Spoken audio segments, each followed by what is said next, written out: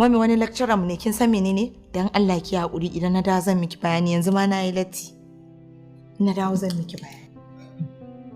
To Allah ya tsare. Aila, ina zuciyarki ta tafi ne? Cikin taka zuciyar inda take samun sanyin da take bukata. To idan zuciya guda biyu suka haɗa wuri ɗaya, me suke haifarwa? Suna haifar da ƙauna ce wadda ba ta taɓa gushewa har ƙarshen rayuwa. Ke ta musamman ce. Duk wanda ya mallake ki zai yi rayuwa ta musamman.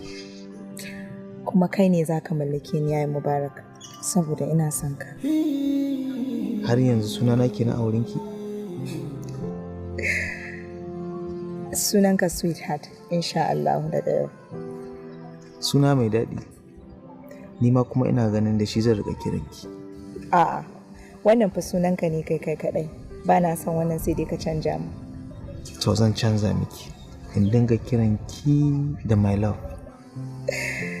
Yawwa, ya Mubarak, ina so na je na ga mama.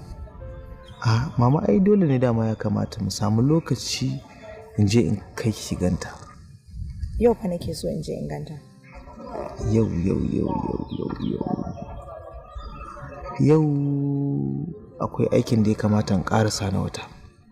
To amma ina ganin za mu iya zuwa mu dawo, maybe ta iya kaiwa yamma kafin ta zo. To, ka tashi mu tafi.